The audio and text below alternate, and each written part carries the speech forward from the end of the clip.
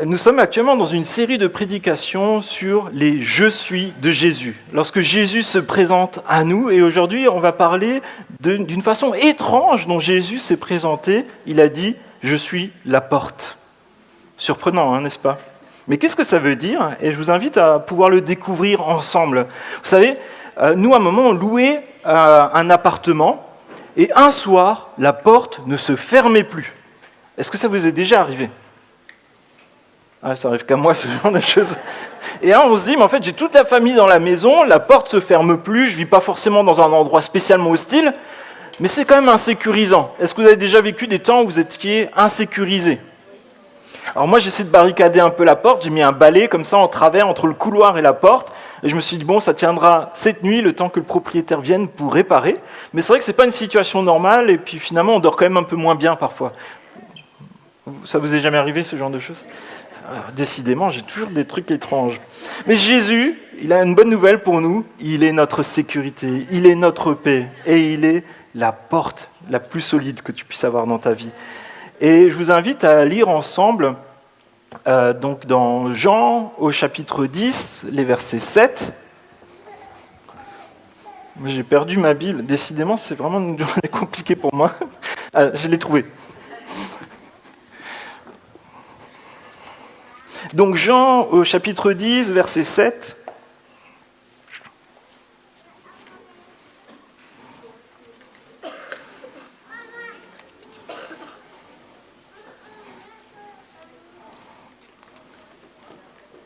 En plus, les feuilles, elles sont accrochées. Voilà, on y arrive. Jean, chapitre 10, verset 7. Et si vous avez la même Bible que moi, ça marche que si vous avez la même Bible que moi, c'est la page 696. Si vous n'avez pas de Bible, que vous n'en avez aucune, on serait content de vous en donner une. C'est gratuit, sans contrepartie. Si vous avez oublié votre Bible et que vous souhaitez en emprunter une, c'est possible aussi. Il suffit juste de lever la main comme ça, et la Tra, il sera content de vous en confier une. Jean, chapitre 10, verset 7. Jésus leur dit encore: en vérité, je vous le dis, je suis la porte des brebis.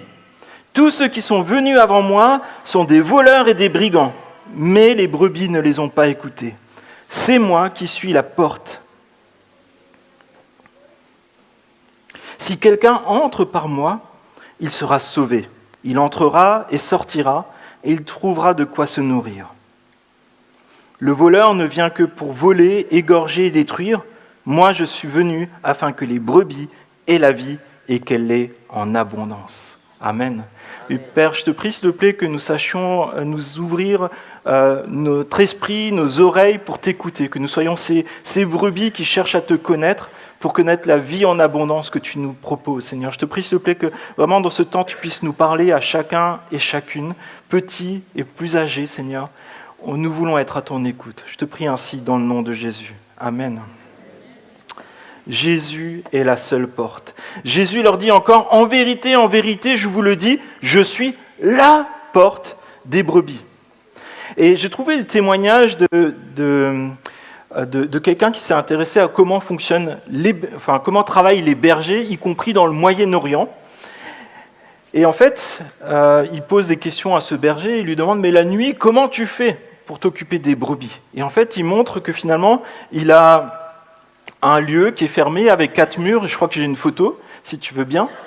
Et en fait, la spécificité qu'il y a avec cet enclos, c'est qu'il y a 4 murs, mais pas de porte. C'est un peu comme ça, finalement. Et la question qui se pose, c'est que pose finalement ce visiteur à ce berger, c'est: est-ce que les brebis sont en sécurité lorsqu'elles sont là-dedans ? Et le berger dit: oui, absolument. Je crois qu'il y a quelqu'un qui vibre. Quand les brebis sont dans cet enclos, ils sont parfaitement en sécurité. La personne lui dit: mais il y a un trou. Et le berger lui dit, alors qu'il n'est pas chrétien, il lui dit: c'est moi la porte. Le berger, pendant la nuit, il se met à cette ouverture et il est la porte. Il ferme la porte pour protéger les brebis. Il dit: si une bête féroce venait, elle devrait d'abord me passer sur mon corps. Parce que je suis la porte, je protège mes brebis. Et Jésus, de la même façon, il est la seule porte que tu as besoin. Jésus se donne lui-même pour nous faire entrer en sécurité dans la maison du Père. Joachim, je crois que c'est toi. Est-ce que tu peux l'éteindre? Ça me perturbe un peu. Jésus fait rempart de son propre corps pour te protéger, pour protéger toi qui lui appartiens. Et Jésus est la seule porte qui te permet d'être en sécurité, d'entrer dans la maison du Père, d'être en relation avec Dieu, d'être en paix et en sérénité et en toute confiance. Jésus est le berger et la porte de la maison. Et la question qui se pose à nous, c'est de quoi avons-nous peur? De quoi as-tu peur? De quel danger rôde autour de toi? Est-ce qu'il y a des ténèbres? Est-ce qu'il y a des dangers, des guerres, des choses où tu ne sais pas qu'est-ce qu'il adviendra, peut-être des maladies? Tout cela, c'est réel autour de nous. Personne ne peut dire le contraire. Mais Jésus, il va être présent dans ces temps-là aussi. Ces temps où tu as des peurs, des temps où tu as des doutes, et il veut prendre soin de toi parce que tu lui appartiens. Mais Jésus parle d'un danger qui est encore plus important que les guerres et les maladies. Jésus en parle en Matthieu au chapitre 10, verset 28. « Ne redoutez pas ceux qui tuent le corps, mais qui ne peuvent pas tuer l'âme. Redoutez plutôt ceux qui peuvent faire périr l'âme et le corps en enfer. » Comprenez que ce danger qu'est en train de décrire Jésus, c'est un peu comme un sable mouvant, un marécage dans lequel vous marchez et finalement vous enlisez au fur et à mesure et on ne peut pas s'en sortir. T'as beau être quelqu'un qui est peut-être bien vu, quelqu'un qui est bien, tu fais du bien autour de toi, tu aides les pauvres, tu essaies d'aider la mamie à traverser le passage piéton, tu essaies de t'occuper de tes voisins, et c'est super. Mais ça ne suffit pas pour obtenir le salut en Jésus. Comprenez que personne ne peut se sauver lui-même de ce marécage. Si tu es dans ce marécage, ne dis pas « j'ai pas besoin d'aide, je vais m'en sortir tout seul », ça ne marchera pas. Tu ne peux pas non plus dire « je vais appeler un ami ». Aucun de tes amis ne pourra te sortir de ce marécage. Seul Jésus peut te sortir de ce marécage. Pourquoi ? Parce que Jésus, il est sans péché. Jésus, lui, il ne s'enfoncera pas comme toi et moi dans ce marécage. Jésus pourra même te porter dans ce marécage. Et comprends qu'aucune religion, aucune philosophie ne pourra te sauver et te sortir de ce marécage qui est le péché et la mort. Comprends bien cela. Jésus n'est pas une porte parmi d'autres. Non, seul Jésus a vaincu la mort et le péché. Et seul Jésus est ressuscité pour que tu puisses ressusciter avec lui. Seul Jésus peut te donner l'espérance de sortir de ce marécage un jour, de passer l'éternité au sec dans la maison de Dieu où il y a la sécurité. Jésus est la seule porte. Et ce matin, pour chacun d'entre nous qui n'aurait pas encore pris cette décision, c'est l'occasion de sortir de ce marécage. Peut-être ça fait des années que tu joues avec le péché, que tu joues avec cet appel que Dieu te lance, que tu joues avec ce qui te détruit, peut-être la drogue, peut-être des addictions. Peut-être ça fait des années que tu luttes avec la peur. Mais ce matin, Dieu t'appelle à sortir de ce marécage. Comprends bien cela, le péché est impitoyable. Et au fur et à mesure que tu continues à avancer dans ce marécage, tu vas t'enfoncer de plus en plus. Mais aujourd'hui, tu peux prendre ce choix de choisir Jésus. C'est soit de Jésus, soit de se noyer dans ce marécage. Verset 8. « Tous ceux qui sont venus avant moi sont des voleurs et des brigands, mais les brebis ne les ont pas écoutés. » Jésus, là, il fait référence à des responsables spirituels du peuple d'Israël et qui avaient pour vocation et pour mission d'être des bergers, d'être les gardiens du troupeau, de les nourrir, de les guider là où ils doivent aller. Mais finalement, ces personnes ont regardé leur propre intérêt, ils ont volé, trompé, détruit, dispersé et menti. Jérémie, au chapitre 23, nous dit cela. « Malheur aux bergers qui détruisent et dispersent le troupeau, dont je suis le berger, déclara l'Éternel. » C'est pourquoi voici ce que dit l'Éternel, le Dieu d'Israël, sur les bergers chargés de prendre soin de mon peuple. Puisque vous avez dispersé mes brebis, que vous les avez chassées, et n'êtes pas intervenus en leur faveur, je vais intervenir contre vous à cause de la méchanceté de vos agissements, déclare l'Éternel. Mais là, il y a un encouragement pour nous. Je rassemblerai moi-même le reste de mes brebis, de tous les pays où je les ai chassées. Je les ramènerai dans leur domaine et elles se reproduiront et elles deviendront nombreuses. Ce qu'est en train de dire Jérémie, poussé par l'Esprit Saint de Dieu, c'est que Dieu lui-même, par Jésus, vient te chercher, te ramener à la maison. Du temps de Jérémie, il y avait ce qu'on appelle des faux prophètes. Ils annonçaient la prospérité. Tout va bien se passer. Vous allez recevoir tout ce que vous voulez. Jérémie, lui, envoyé par Dieu, il va dire, vous avez surtout besoin de repentance. Vous avez besoin de revenir à Dieu. Le jugement de Dieu est là pour votre infidélité spirituelle. Vous êtes allé vers d'autres dieux, vers d'autres sources de joie que Dieu lui-même. Vous avez été idolâtres. Vous avez été hypocrite spirituellement. Vous jouez avec Dieu. Mais Dieu, c'est un Dieu qui est saint, qui est redoutable. Aujourd'hui, vous pouvez faire ce choix. Et nous pouvons faire ce choix. De choisir Dieu lui-même comme mon berger. Et du temps de Jésus, c'est pas beaucoup mieux au chapitre 9, donc juste quelques versets auparavant, peut-être quelques heures auparavant dans ce récit de Jésus. Jésus guérit un aveugle de naissance, mais ce n'était pas le bon jour pour cela, selon les responsables religieux, parce que c'était le samedi, le jour du sabbat. Mais par jalousie, les responsables religieux, ils tentent de décrédibiliser Jésus, de décrédibiliser le témoignage de cette personne qui était aveugle et qui maintenant voit. Qu'est-ce qu'ils font ? Ils vont aller voir les parents et ils leur posent la question, mais est-ce que votre fils, est-ce qu'il est vraiment aveugle de naissance ? Et là, ils sont devant le miracle et c'est un fait. Cet enfant était aveugle depuis sa naissance. Aujourd'hui, c'est un adulte et il voit, suite à l'intervention de Jésus. Mais ça ne leur suffit pas et ils persévèrent et ils cherchent à pouvoir accuser Jésus malgré le miracle qu'il a, qui est flagrant. Quelqu'un d'aveugle voit, mais ça ne leur suffit pas pour reconnaître Dieu, que Dieu agit. Et par orgueil, jalousie et peut-être fausse connaissance de qui est réellement Dieu, ils insistent. Et finalement, ils vont voir le fils et lui posent la question, mais qui a fait ça pour toi ? Il dit que c'est Jésus. Et là, il le menace de l'exclure de la synagogue. Et si on faisait la transposition de aujourd'hui, qu'est-ce que ça signifierait d'être exclu de la synagogue ? Ça voudrait dire peut-être qu'aujourd'hui, en fait, on ne te dirait plus bonjour dans la rue. Tu n'aurais plus la possibilité de trouver un travail. Plus personne ne viendrait t'aider. Tu n'aurais plus la possibilité de te marier. Tu n'aurais plus d'allocation handicap, chômage ou quoi que ce soit. Tu n'aurais plus de droits civiques. Tu ne pourrais plus voter. Aujourd'hui, justement, il faut voter. Le pire dans tout ça, c'est qu'on ne te donnerait même pas une tombe. Et vous savez que c'est ce qui est arrivé aux premiers protestants. Les parents ne veulent pas prendre le risque de perdre leur sécurité et ils disent « Allez voir notre fils, nous on ne sait pas ». Mais le fils, lui, il prend ce choix de dire que désormais c'est Jésus sa sécurité, que c'est Jésus sa famille et que c'est Jésus sa patrie.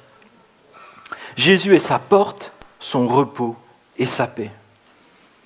Et tout comme du temps de Jérémie, du temps de Jésus et de notre temps, aujourd'hui, la vérité que Dieu rend limpide, lumineuse, sera rejetée par des personnes qui préfèrent rester dans les ténèbres, protéger leurs intérêts pour des choses strictement égoïstes et matérielles.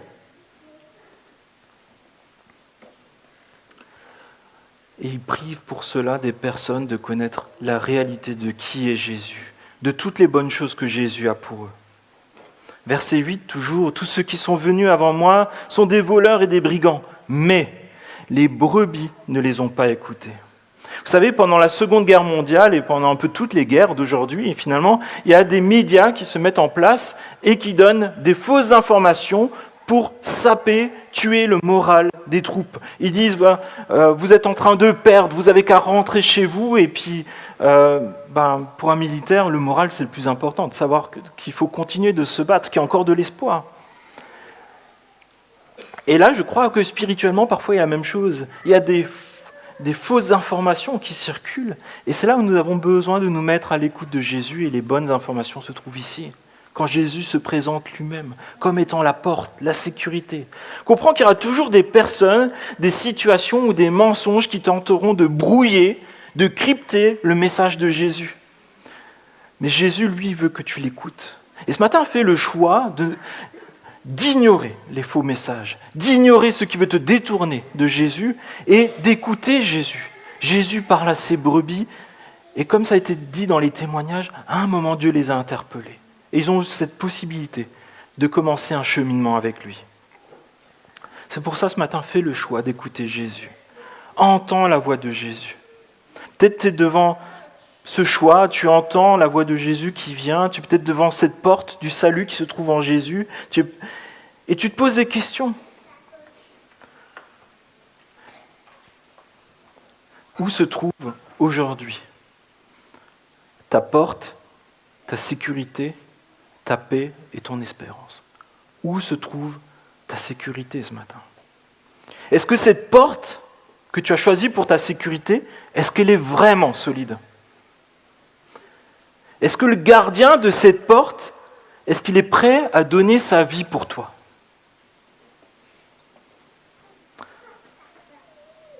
C'est un choix crucial que tu fais aujourd'hui ou peut-être dans les jours qui viennent. Est-ce que tu as posé ta foi sur le bon roc? Jésus le dit lui-même, il y en a beaucoup qui vont te vendre la paix, l'abondance, la prospérité, la sécurité. Mais au final, qu'est-ce qui va rester après ces mots? Qu'est-ce qui va te rester dans l'éternité qui vient? Est-ce que tu vas être dans la maison du Père? Ou est-ce que tu vas être en enfer, loin de Dieu, à regretter ce temps où aujourd'hui tu peux t'engager avec Dieu? Et vous savez, beaucoup se donneront des titres, prophètes, pasteurs, apôtres, messie, libérateurs, sauveurs. Certains se donneront même le titre d'amour. Et ils mettront le focus sur d'autres enseignements que Jésus. Ils mettront le focus peut-être sur ce qui te manque. Mais la question, ce n'est pas ce qui te manque, c'est qui est Jésus pour toi. Ce matin, choisis Jésus comme ta seule porte. Vous savez, moi je reçois régulièrement des mails, vous aussi peut-être, qui me proposent de gagner des millions, qui me proposent parfois de rencontrer l'âme sœur, qui me proposent parfois de devenir célèbre. Mais je me dis, mais est-ce que j'ai besoin de ça? Est-ce que la personne qui me propose ça, elle peut vraiment le faire? Ce matin, je peux te dire cela, c'est seulement Jésus qui peut te donner tout ce qu'il te faut. J'ai envie de te dire, ne sois pas un poisson ni un pigeon, mais sois un disciple de Jésus-Christ. C'est là que tu trouveras ce que tu as vraiment besoin. Fais le choix d'écouter Jésus seul. Ce matin, décide d'écouter Jésus tel qu'il est réellement, tel qu'il se présente à toi, comme ta porte, ton secours et ta sécurité. Personne ne pourra te donner ça. Et la question qui se pose peut-être à des chrétiens peut-être de longue date, c'est est-ce que si j'étais à la place de cet aveugle, ex-aveugle, quelle aurait été ma réponse? Est-ce que j'aurais été prêt à perdre ma sécurité sociale, financière ou affective, d'être peut-être rejeté par les autres, pour que Jésus devienne ma seule porte, ma seule sécurité, mon seul rempart? À la place de Jérémie, est-ce que j'aurais fait comme les autres pour suivre le mouvement, pour peut-être être bien apprécié? Est-ce que j'aurais aussi dit, vous en faites pas, vous allez devenir riche, beau et célèbre, vous allez tous être guéris, il n'y a pas de problème, vous allez faire des exploits parce que, voilà, vous y arriverez, c'est tout, et vous serez adorés par les autres. Est-ce que moi je suis prêt à aller à contre-courant et continuer à dire la vérité, d'annoncer que Dieu nous aime, mais que les personnes qui ne seront pas rapprochées de lui seront jugées? Est-ce que je continue d'annoncer le salut en Jésus seul, par grâce? Est-ce que je suis prêt à dire, oui, si on est disciple de Jésus, on est content, on est joyeux, mais il y a aussi des souffrances auxquelles on va participer avec Christ? Est-ce que Jésus est la seule porte de ma sécurité? Verset 9, « Je suis la porte. Si quelqu'un entre par moi, il sera sauvé, il entrera et il sortira et il trouvera des pâturages. » Comprenez cela, Jésus fournit le salut à ses brebis. La porte protège des brebis, des loups, des ours, des prédateurs qui cherchent à les dévorer si elles restent dehors. Et Jésus te dit, mais toi aussi tu es cette brebis. Moi je suis ce berger, je suis cette porte. Il y a des dangers autour de toi et je veux t'en protéger. Il y a des dangers spirituels, il y a le péché, il y a la mort, il y a le diable, il y a des esprits mauvais. Il y a des forces autour de nous dans le monde spirituel. Mais je suis là et je suis victorieux. Comme on l'a lu avant, vous vous souvenez dans Matthieu chapitre 28, Jésus a tout pouvoir sur le ciel et sur la terre. Et Jésus a tout pouvoir aussi dans ta vie. Et Jésus vient à notre rencontre, et ça a été dit, je crois, par un des baptisés, où Jésus est venu parce qu'il t'aime, parce que Dieu l'a envoyé. Car Dieu n'a pas envoyé le Fils dans le monde pour juger le monde, mais pour que le monde soit sauvé par lui. Jean 3, 17. Dans l'Église, on utilise beaucoup le mot « sauver ». Alors, je pense parfois ça peut être troublant quand on vient pour les premières fois. Mais bien souvent, on ne réalise pas vraiment de quel sauvetage il est question. Il y a une radicalité dans ce sauvetage. Ce n'est pas juste pour te sortir de l'eau et t'y remettre. Non, Jésus te sort complètement de ce marécage. Le sauvetage que Jésus représente, et ça a été témoigné aujourd'hui, il y a un avant et il y a un après. On ne va plus vivre de la même façon une fois qu'on a rencontré Jésus et que Jésus nous a sauvés. Il y a un changement profond qui s'opère dans nos pensées parce qu'on veut de plus en plus faire ce qui plaît à Dieu et de moins en moins ce qui lui déplaît. Et ce matin, si tu prends cette décision que Jésus c'est ta porte, que Jésus c'est ton berger, que tu veux le suivre, ça ne sera plus comme avant. Tu ne seras plus jamais seul. Parce que Jésus campe avec toi et il est ta porte. La porte ne sera plus jamais ouverte. Il n'y a aucun loup qui pourra rentrer avec toi dans l'enclos. Tu n'es plus dans le marécage, tu es dans le bateau de Jésus. Tu passes de la mort à la vie. Ton avenir éternel est assuré. C'est l'assurance la plus... qu'on ne peut pas remettre en question. Et tu n'es pas abandonné, tu n'es pas orphelin. Tu es enfant de Dieu. Le poids des péchés, de tes mauvaises actions, peut-être la culpabilité ou la peur, c'était des enclumes, mais désormais tu es libre parce que tu as un gilet de sauvetage. Ça te porte hors de l'eau. Et c'est seulement Jésus qui peut te donner ça. Tu as troqué l'enclume, le joug, vous savez, c'est le truc qu'on accroche au bœuf là, pour tirer des choses lourdes, contre un gilet de sauvetage. Et 1 Pierre, au chapitre 2, nous dit cela. De fait, c'est à cela que vous avez été appelés, parce que Christ aussi a souffert pour nous, vous laissant un exemple, afin que vous suiviez ses traces. Lui qui n'a pas commis de péché, et dans la bouche duquel on n'a pas trouvé de tromperie, lui qui insultait ne rendait pas l'insulte, maltraitait ne faisait pas de menace, mais s'en remettait à celui qui est juge juste. Lui-même a porté nos péchés dans son corps à la croix, afin que, libérés du péché, nous vivions pour la justice. C'est par ces blessures que vous avez été guéris. Vous étiez en effet des brebis égarées, mais maintenant vous êtes retournés vers le berger et le protecteur de votre âme. C'est une promesse que Dieu nous fait, une promesse qu'on peut saisir et vivre. Est-ce que ce matin, est-ce que ton refuge, il est en Jésus seul comme ton sauveur ? Jésus est la seule source de ton salut. Personne d'autre ne peut supporter ce que Jésus a supporté pour toi. Jésus il a souffert toute la colère de Dieu à ta place, pour que toi tu puisses être libre, racheté et déclaré enfant de Dieu. Jésus aussi assure la sécurité de ses brebis. Il entrera, il sortira, il trouvera des pâturages.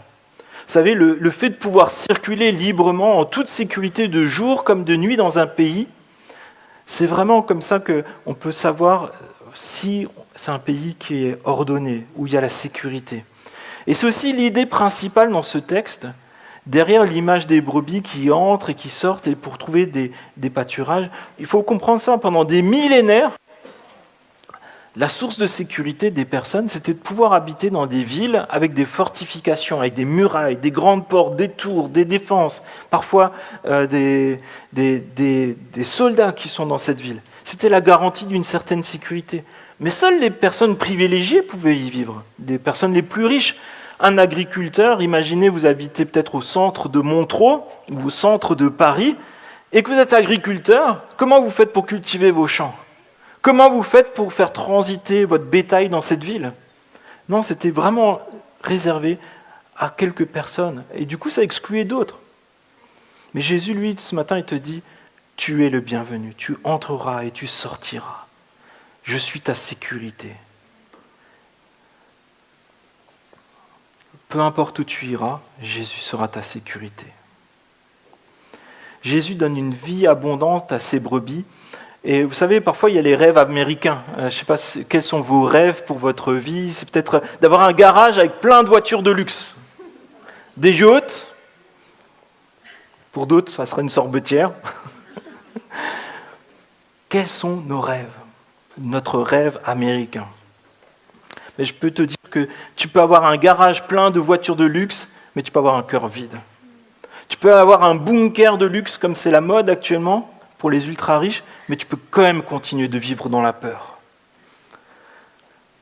Tandis que le pâturage vert à perte de vue dont parle Jésus, c'est l'image de la vraie abondance. Il ne s'agit pas d'une liste extravagante de biens matériels, mais plutôt de la satisfaction de ton âme, de la paix que tu peux trouver en Jésus, dans ton cœur, dans tes pensées, dans ton âme. Et si Jésus est là, tu peux dire tout comme David, que peu importe, si tu traverses l'ombre de la vallée de la mort, ton berger, ton Dieu est avec toi. Et tu peux vivre dans le bonheur et la grâce. Et Jésus bénit tous ceux qui entrent par lui. Et il veut te donner en abondance sa paix, sa sécurité et sa joie. Mais il y a une condition à cela. Si quelqu'un entre par moi. Et ce matin, j'ai envie vraiment de t'encourager à entrer par Jésus-Christ dans la maison du Père. C'est le seul moyen d'être réconcilié avec Dieu. Et l'invitation, elle est ouverte à tous. Tu ne peux pas dire que c'est pour ton voisin de gauche ou de droite, lui, il en a plus besoin que toi. Non, c'est pour chacun. C'est pour tout le monde. Et fais attention aux contrefaçons. Je ne sais pas si ça vous est déjà arrivé d'acheter quelque chose peut-être sur le marché. Alors ça ressemblait peut-être à un iPhone dernière génération, mais en fait, finalement, ça ne s'allumait pas, c'était juste la coque. Non. Fais attention, il y a des contrefaçons de cette porte qu'est Jésus. Matthieu 7, Jésus en parle au verset 13. Entrez par la porte étroite. En effet, large est la porte, spacieux le chemin menant à la perdition. Il y en a beaucoup qui entrent par là, mais étroite est la porte. Resserrez le chemin menant à la vie. Il y en a peu qui les trouvent. Méfiez-vous des prétendus prophètes. Ils viennent à vous en vêtements de brebis, mais au-dedans ce sont des loups voraces. Alors comment entrer? Entrer par Jésus, ça signifie croire en Jésus comme le Christ, le Messie, le libérateur, la personne dont j'ai vraiment besoin. Celui qui est envoyé par Dieu, le Fils de Dieu, qui est mort pour mes péchés et qui est ressuscité des morts pour que moi-même je sois ressuscité. Ça veut aussi dire accepter de rentrer dans le royaume de Dieu. C'est la royauté de Dieu. C'est-à-dire que c'est Dieu qui a tout pouvoir dans ce royaume et sur moi. Et ça veut dire vivre selon les principes de ce royaume. Et la question qui se pose à chacun d'entre nous, est-ce que j'ai franchi cette porte? Est-ce que je fais partie du royaume? Est-ce que je vis selon les principes de ce royaume? Est-ce que Jésus, c'est réellement ma porte, ma sécurité, mon sauveur, mon chef? Est-ce que tu as mis ta confiance en Jésus comme ton seul espoir pour la vie d'ici-bas et la vie éternelle? Est-ce que Jésus, c'est la seule personne qui peut vraiment te donner la sécurité et la paix? Mais Jésus est aussi la porte de la vie. Alors peut-être tu es jeune et tu te dis « Ouais, ça semble vraiment bien.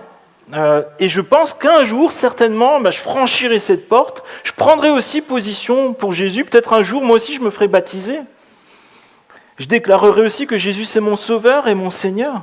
Mais aujourd'hui, j'aime quand même profiter. J'aime quand même profiter de ce que la vie m'offre, mais qui ne plaît pas forcément à Dieu. Mais plus tard, on verra. Ce matin, j'ai envie de te dire, mais tombe pas dans ce piège-là. C'est un marécage. Ne tombe pas dans ce piège-là. Je trouvais cette illustration qui est peut-être un peu gore, Mais bon, parfois, il faut aussi mettre un peu les choses en évidence, parce que le péché, la mort éternelle, c'est pas bien. On doit en être dégoûté. J'ai entendu que les Esquimaux, pour protéger leurs troupeaux, ils essayaient de se débarrasser des loups qui rôdaient autour. Et du coup, ce qu'ils prennent, c'est qu'ils prennent un couteau bien affûté, ils le trempent dans de la graisse de phoque et ils le plantent dans la neige. Et les loups, ils aiment bien la graisse de phoque. Et ils commencent à lécher le couteau. Et finalement, ils aiment bien le sang, mais c'est leur sang. Et au bout d'un moment, ils se tuent eux-mêmes. Et je pense qu'à chaque fois qu'on prend la décision de vouloir préférer le péché, de vouloir trouver une satisfaction un peu immédiate, parfois, on est comme ce loup-là. L'impression que c'est bon, mais en fait, on est en train de se tuer par nous-mêmes. Et ce matin, je pense que ça n'aurait pas été sage de ne pas dire que on veut connaître Jésus, on veut connaître la vie éternelle, on ne veut pas connaître cette mort-là. Et je vous assure que la mort éternelle, c'est beaucoup plus trash que ça. Loin de Dieu, en enfer, ça sera beaucoup plus trash que ça. Mais aujourd'hui, on peut faire ce choix de dire Jésus, il a de belles choses pour moi. Et s'il y a un des principes dans ce royaume, c'est pour qu'on puisse vivre en paix avec Dieu, connaître une vraie joie qui n'est pas artificielle, mais une joie qui dure pour avoir la vie en abondance. C'est pour ça que Jésus dit, le voleur ne vient que pour dérober, égorger et détruire. Moi, je suis venu afin que les brebis aient la vie et qu'elles soient dans l'abondance. Ce matin, Dieu veut te donner la vie et en abondance. Alors bien sûr, il peut y avoir des tentations, des plaisirs qui plaisent pas à Dieu et dans lesquels on peut tomber, mais on peut se relever avec Dieu. On peut dire, voilà, je veux te suivre, restaure-moi, guéris-moi, je te demande pardon, je veux te suivre, je veux marcher dans là où il y a la vie avec toi pour l'éternité. Parce que Jésus, c'est vraiment lui qui est la seule porte, le seul chemin qui donne la vie pour l'éternité. Et vous savez, en fait, depuis notre naissance, on est tous destinés à la mort éternelle. Et c'est vrai qu'on pourrait se dire que la porte là-bas, vous voyez, il y a même une belle allée là, tout droit. Bon, on a mis un peu des choses qui bloquent le passage, mais on va dire, si on se représentait ça, peut-être tu es là-bas à ta naissance, et puis finalement toute ta vie, tu vas cheminer sur cette allée-là, comme ça, et tu vas arriver de l'autre côté de cette porte, et c'est la mort éternelle, loin de Dieu, où tu regretteras. Mais à un moment, Dieu nous appelle dans notre vie. On a ce choix de pouvoir lui répondre et de passer par la bonne porte. Pas la porte où tout le monde va passer, parce que c'est la destination de la mort éternelle. Mais on peut prendre ce choix de bifurquer et de prendre cette porte-là. Alors il n'y a peut-être pas autant d'allées, elle n'est peut-être pas aussi belle que l'autre. On va peut-être pas aller sur le bitume avec encore le tracé dehors, comme ça. On va peut-être aller dans un endroit un peu plus cailleux, un endroit peut-être où il y aura des gravillons, de la boue, du sable. Mais c'est le chemin qui est peut-être parfois un peu plus difficile pour un disciple de Jésus-Christ. Mais si Jésus il est avec toi, tu peux le prendre. Et ce matin, je t'invite vraiment à réfléchir. Ne suis pas le courant. C'est seulement les poissons morts qui suivent le courant. Suis Jésus ce matin. Et je vous invite à prier. L'équipe de louange aussi, s'il vous plaît. Merci Père, parce que tu nous interpelles, tantôt d'une façon, tantôt d'une autre, mais ce matin, je crois que tu veux nous interpeller sur le fait que tu veux que nous prenions une décision pour toi, que nous franchissions une porte pour toi, et que cette porte, c'est Jésus. Je te prie pour mes amis qui peut-être n'ont pas encore pris cette décision de franchir la porte du salut de Jésus-Christ. Je te prie, s'il te plaît, que tu puisses vraiment leur donner ce courage de te faire confiance, pour que tu sois leur sécurité, leur joie et leur vie pour l'éternité. Je te prie, s'il te plaît, vraiment que ton Saint-Esprit puisse les convaincre que la vie qui est présente devant nous n'est pas celle que tu désires pour nous, que tu désires une vie qui est abondante, une vie où il n'y a pas de guerre, de maladie, de bruit de guerre, de tristesse. Alors bien sûr, aujourd'hui on le vit, mais Seigneur, nous avons cette ferme espérance qu'en Jésus-Christ, à son retour, nous vivrons pour l'éternité, dans ta maison où il y aura la joie et le bonheur à tout jamais. Et je te prie aussi pour chacun d'entre nous qui peut-être sommes chrétiens depuis longtemps, je te prie s'il te plaît que tu sois réellement notre sécurité, que tu sois réellement celui vers lequel on se tourne dans toutes nos afflictions, dans nos épreuves, lorsqu'on ne sait plus où aller, qu'on sache vraiment à chaque fois se rappeler que tu es notre chemin, que tu es notre porte, que tu es notre sécurité, que tu es notre paix. Seigneur, je te prie, s'il te plaît, vraiment encore de nous encourager dans notre vie de disciples de Jésus-Christ. Amen.